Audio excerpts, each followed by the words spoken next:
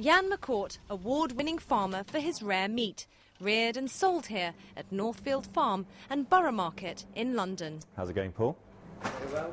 15 years ago, though, Jan was more accustomed to markets of a different kind when he was an investment banker.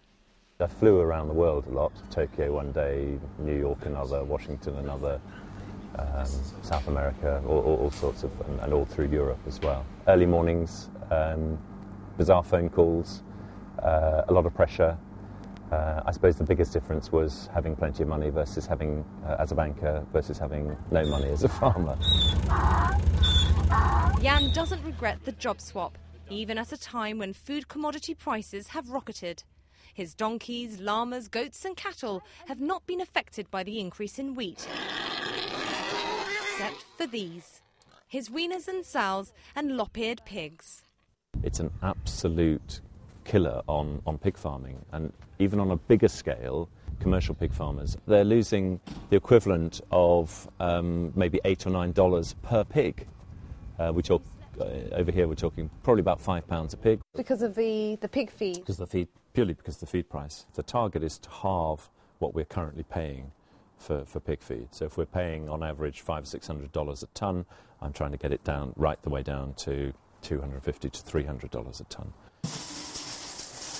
And that means changing the pig feed. Going through a tonne a week, this pellet form is now a luxury. What's inside of it? That's wheat and soya and barley and minerals and vitamins. And because of the rising food prices, we're saying, right, that price is no longer sustainable. Yeah. So let's find another process. Let's go backwards in the processing of it and see how far back we can go to reduce our costs. Obviously it's cheaper to buy this loose. That there represents a gross saving of at least $1,000 on a small operation like this, and this is a very, very small operation. Doesn't bear thinking about if you're feeding thousands and thousands of pigs. Pig business is the benchmark, the indicator, because you can't turn pigs out into a field and let them feed themselves. Hello, boys. To buffer the effects of commodity food prices and balance the books, as well as the butchery, Jan has a wine shop and holds open days and concerts. He also draws from his past experience as an investment banker.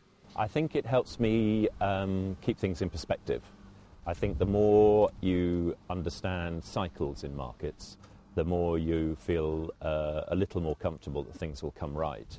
Thanks to his finance background, Jan isn't too worried about the peaks and troughs of farming.